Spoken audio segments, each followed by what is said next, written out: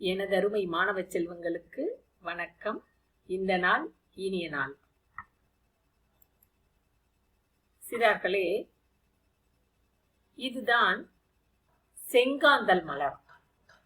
செங்காந்தல் மலர் கண்வழி கிழங்கு அப்படின்னு சொல்லுவாங்க. இதுதான் நம்முடைய மாநில மலர். நம்முடைய தேசிய மலர் தாமரை. நம்முடைய தமிழ்நாட்டின் மாநில மலர் செங்காந்தல். இதுதான் அது. இலக்கியத்தில் 99 வகையான மலர்கள் கொடுக்கப்பட்டுள்ளன. அதில் ஒன்று இந்த செங்காந்தல் மலர். விரல்கள் போன்று அதனுடைய நுனிப்பகுதி இருக்கும். பாருங்கள், இதுதான் செங்காந்தல் மலர். நினைவில் கொள்ளுங்கள். 99 வகையான மலர்களில் இன்று நாம் ஒன்றை தெரிந்து கொண்டுள்ளோம். அடுத்ததாக ஒரு கதை பாருங்களேன். இது பால். உங்களுக்கு எல்லோருக்குமே தெரியும் பால். இது பசுவிடமிருந்து கிடைக்கிறது. இந்த பாலின் கதையை பற்றி பார்ப்போம். ஒரு பால் சொல்கிறது தன்னை பற்றி. நான் பசுவின் வயிற்றில் மிக அழகாக இருந்து கொண்டிருந்தேன். அப்பொழுது என்னை ஒருத்தி கறந்தாள். ஒரு பாத்திரத்தில் கறந்தாள். கறந்ததோடு மட்டுமல்ல, என்னை அடுப்பில் வைத்து சூடாக்கினாள். நான் மிகவும் துன்புற்றேன். அதோடு அவள் என்னை விடவில்லை. பின்னர் என்னை சிறிது ஆற விட்டு அதில் சிறிது மோரை சேர்த்தாள். இது என்ன சோதனை என்று நினைத்தேன். பிறகு நான் திரவ நிலையிலிருந்து திட நிலைக்கு தயிராக மாறினேன். அதோடு மட்டும் என்னை விடவில்லை. பிறகு என்னை மத்து வைத்து கடைந்தாள். மிகவும் துன்புற்றேன். மத்து வைத்து கடையும் பொழுது நான் மிகவும் துன்புற்றேன். அதோடு விடவில்லை. அதிலிருந்து வெண்ணெய் எடுத்தாள்.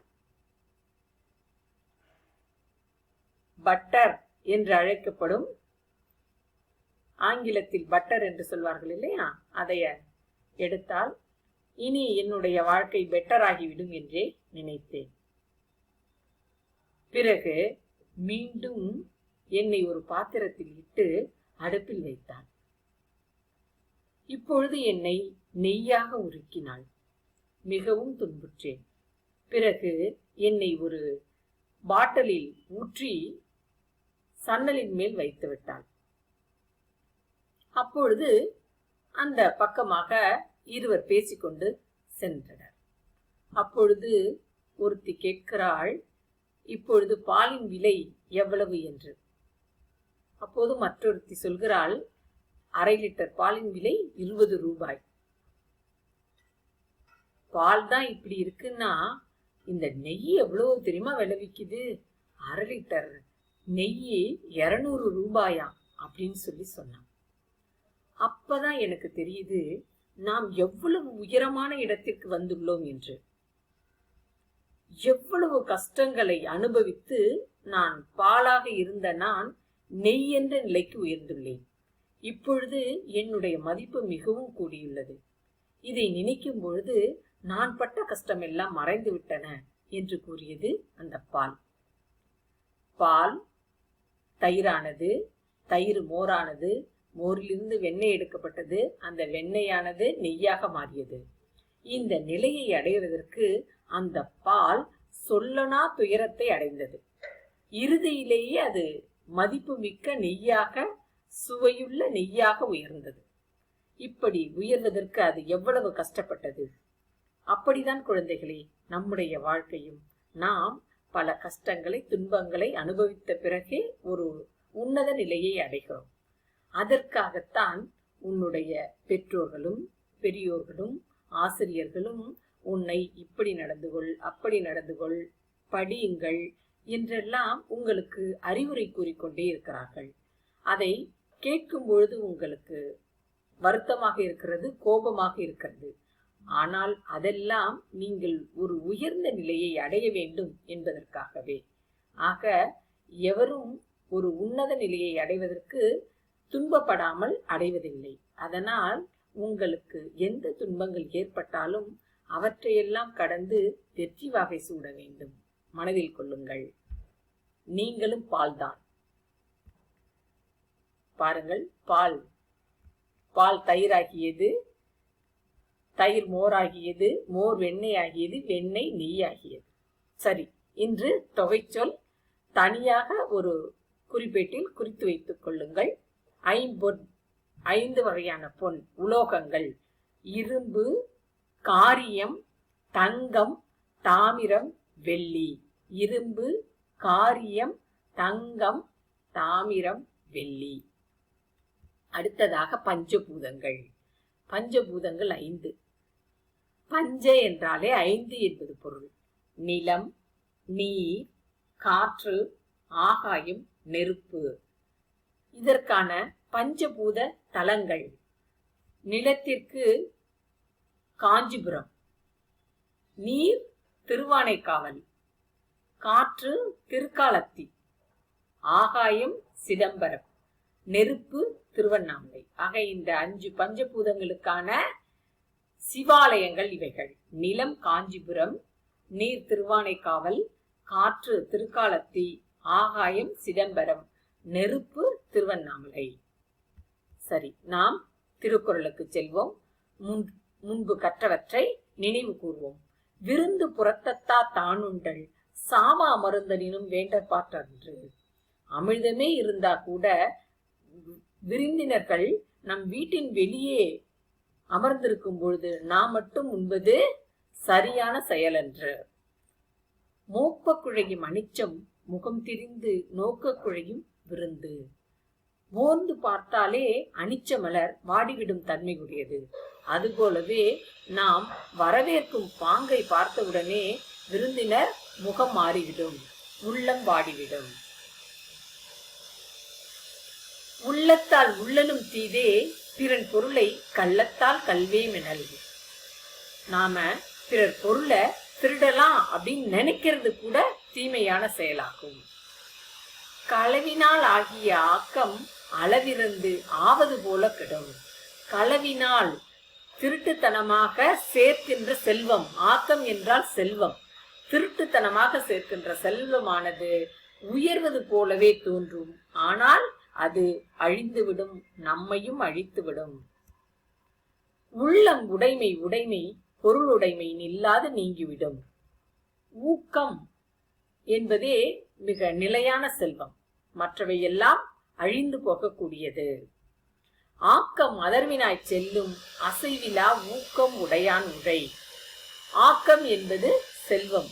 அது யார்கிட்ட ஊக்கம் என்ற ஆர்வம் இருக்கிறதோ அவர்களிடம் வழி கேட்டுக்கொண்டு தானாக வந்து சேரும்.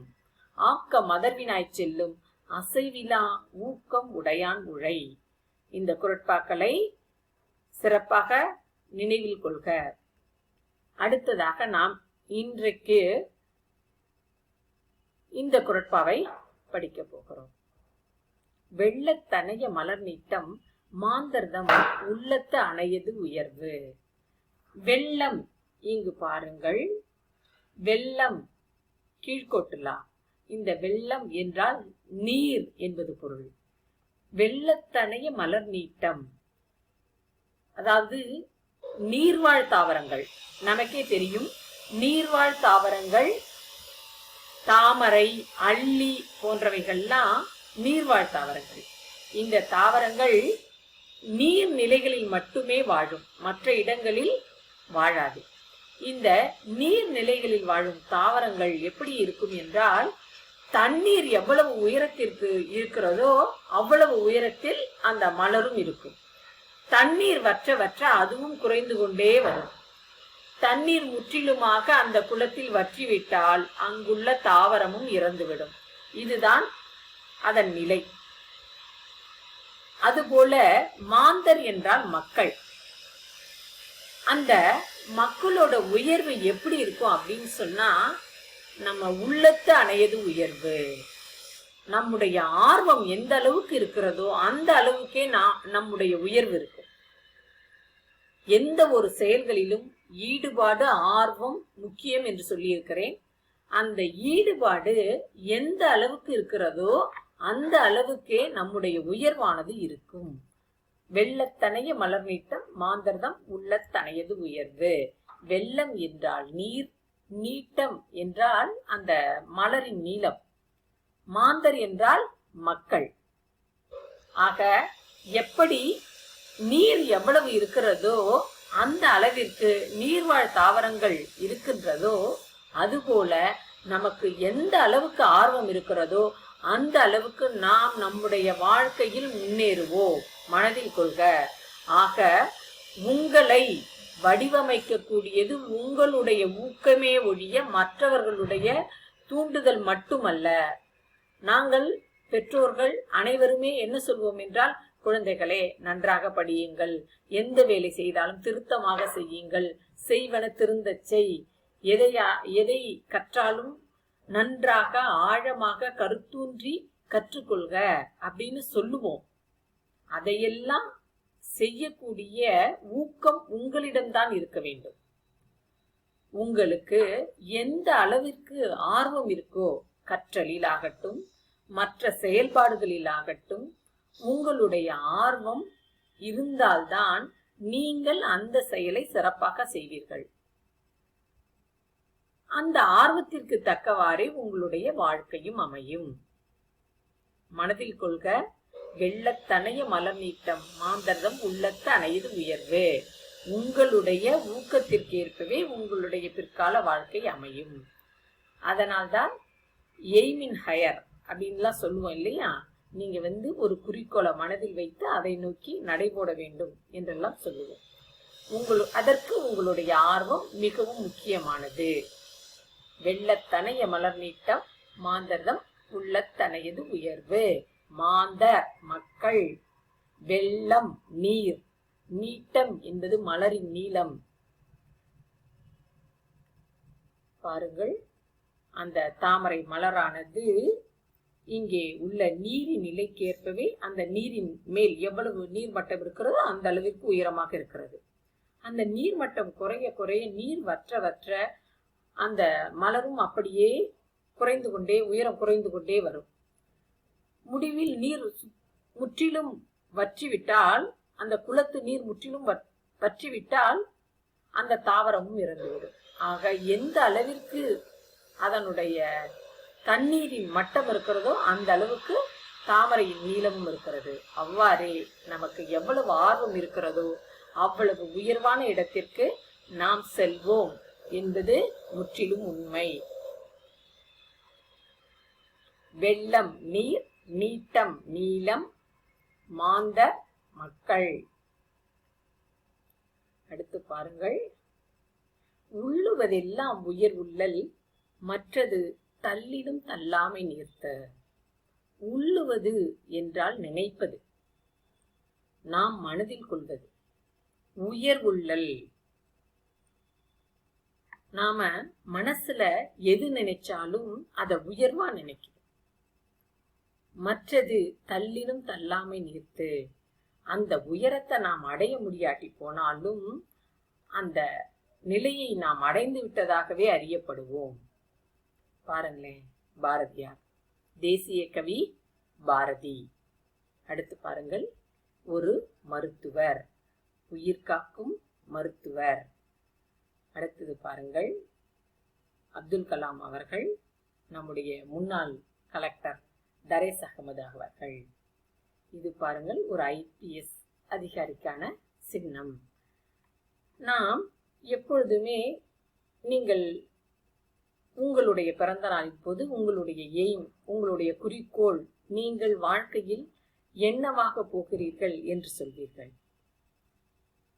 சிறு பிள்ளையாய் இருக்கும் பொழுதே உன்னுடைய பெற்றோர்கள்லாம், கண்ணே நீங்க டாக்டர் ஆகணும், என்ஜினியர் ஆகணும், கலெக்டர் ஆகணும், இப்படி எல்லாம் சொல்லி சொல்லி கொடுப்பாங்க இல்லையா? உங்களுக்கும் அது என்னன்னே தெரியாம my aim is become a doctor, collector அப்படின்னு எல்லாம் சொல்லுவீங்க. இதெல்லாம் எதுக்கு உங்களுக்கு சிறு வயதிலேயே விதைக்கிறாங்க அப்படின்னு சொன்னா, நீங்க பெரிய நிலையை